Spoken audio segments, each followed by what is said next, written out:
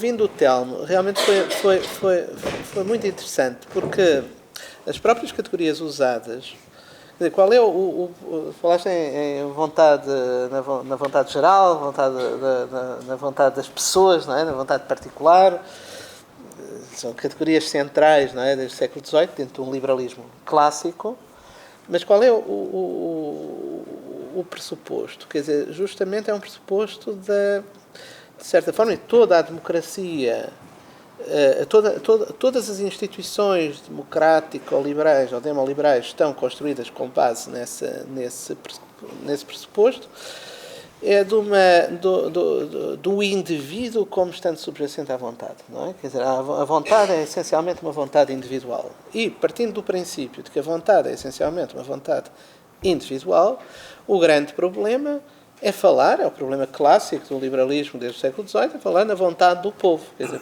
o que é o povo? O povo tem uma vontade geral, não é a vontade particular. É a vontade do povo todo, mas, na verdade, a vontade geral é constituída a partir das vontades particulares. Portanto, o problema está em saber como é que de uma coisa se chega à outra. O problema clássico do Rousseau e de todos os liberais clássicos. E este problema, geralmente, levanta exatamente o problema que levantou, que é, quer dizer, como é que é possível, de alguma forma, falar pelo povo? Porque, obviamente, as vontades particulares são diferentes. Uns querem uma coisa, outros querem outra.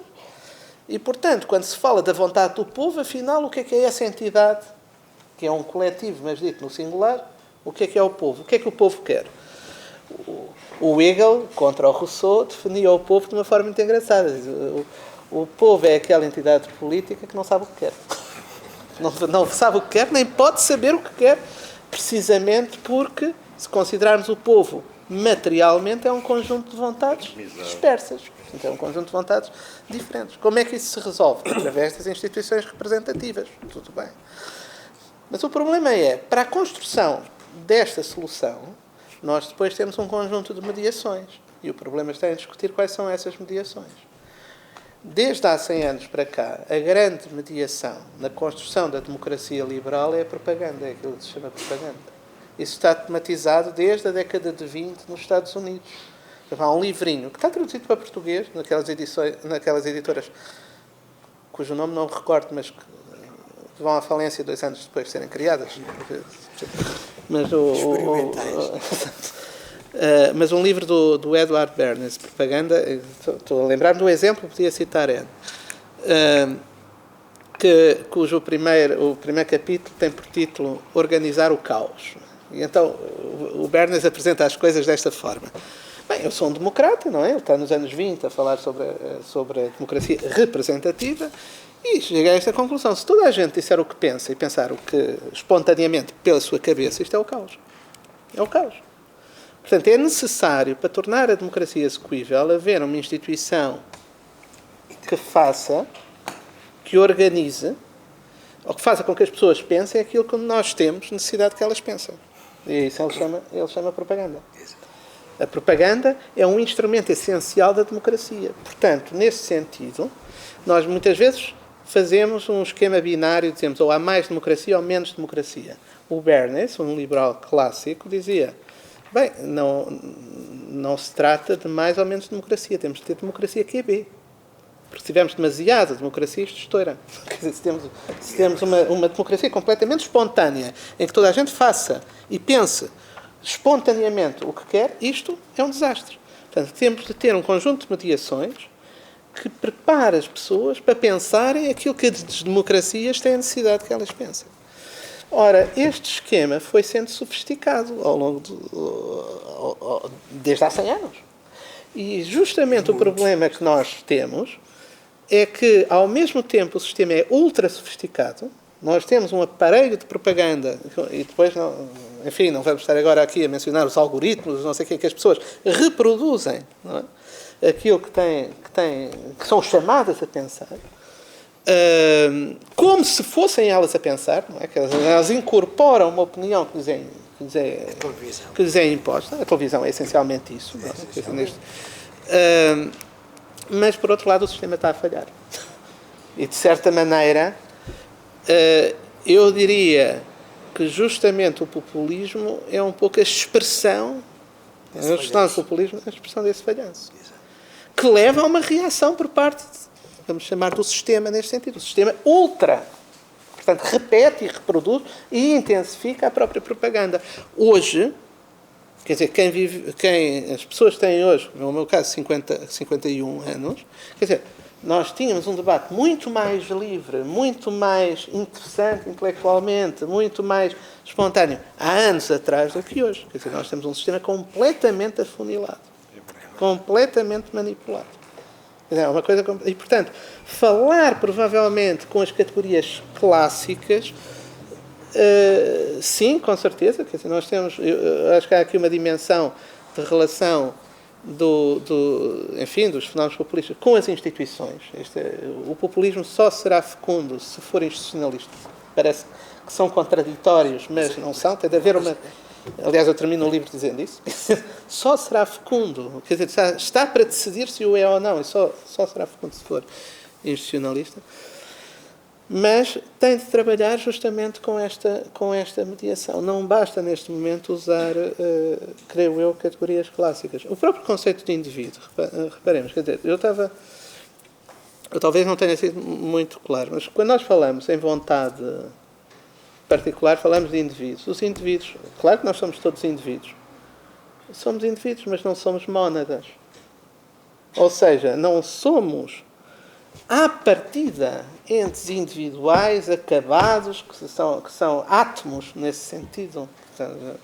Foi o Diogo que falou em átomos. Quer dizer, não somos átomos dos quais decorrem, a partir dos quais depois resulta uma vivência, vamos chamar, coletiva. Quer dizer, essa dicotomia entre individualidade e coletividade não pode ser posta desta forma. Porque isto não está de acordo, isto aqui é um problema ontológico. Nós não somos assim.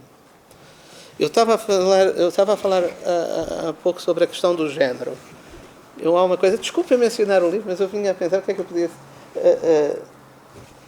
eu, a certa altura, para me chatear a teoria de género, há uma parte, 3 ou 4 páginas do livro, em que eu exploro o assunto, dizendo que o segredo para nós compreendermos a atual teoria de género é o São Tomás de Aquino e a teoria dos anjos. Porquê? A questão é esta. Se nós pensarmos o que é um anjo, conceptualmente, um anjo é um indivíduo imaterial. Nós somos indivíduos materiais. Um anjo é um indivíduo que não tem matéria. Ora, como nós temos matéria, nós podemos ter... Vamos pensar em termos das categorias do Aristóteles e de São Tomás. Nós temos um género comum, por isso é que nós somos todos humanos. E o que é que nos individua? Nós somos indivíduos em que termos? Com certeza somos todos individuais. Mas somos individuais materialmente, ou seja, somos individuais, como dizem os doutores da Igreja, numericamente. Nós somos numericamente indivíduos e partilhamos todos um género comum. Os anjos, ao contrário de nós, não têm matéria. Portanto, o que é o princípio de individuação do anjo, ou de uma entidade angélica? É a própria espécie, é o próprio género. Ou seja, cada indivíduo angélico tem o seu género peculiar. E, portanto, o nome anjo não designa um género comum a todos os anjos, não. O nome anjo é apenas um nome, isto é um nominalismo, que se aplica a várias entidades, cada uma com o seu género peculiar. Ou seja, no anjo o que eu estou a dizer é que indivíduo e género coincidem. Isto é o esquema mental da teoria de género. A teoria de género pensa o indivíduo monadicamente. É um nominalismo, em termos filosóficos, é um nominalismo, e pensa o indivíduo como genérico. Cada um tem o seu género, ao limite. Há uma frase do Deleuze que diz, já no antiédipo, que cada um tem o seu sexo. Quer dizer, não há sexo masculino e feminino. Isso são construções sociais.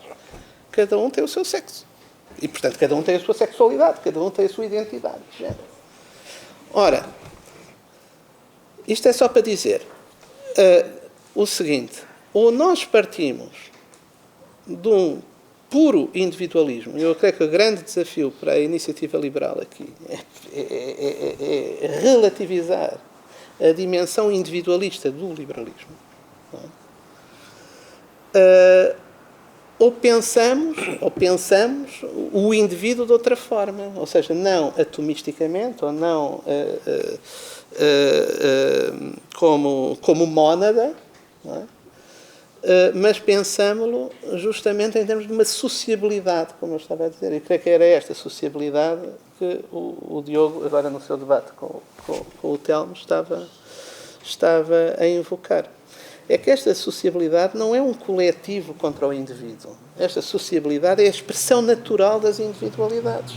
Indivíduos que são indivíduos, com certeza, mas que são indivíduos numa teia de relações, não nasceram espontaneamente, nasceram no seio de famílias, nasceram no seio de uma sociedade, nasceram no seio de um povo, nesse sentido, e essas entidades todas têm o seu estatuto próprio, têm o seu desenvolvimento natural.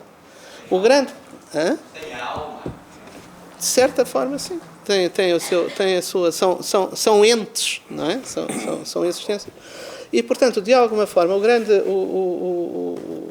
desafio aqui é nós pensarmos a política com categorias que no fundo sejam funcionais. Sim, sejam funcionais e possam dar e fornecer resposta à época em que vivemos. Acho que isso é um desafio, independentemente da posição teórica de que se parte, de uma posição mais liberal ou de uma posição mais, vou designar o termo tradicional, diria nacionalista, nesse sentido, quer dizer, sim, nacional-conservador, dessa forma.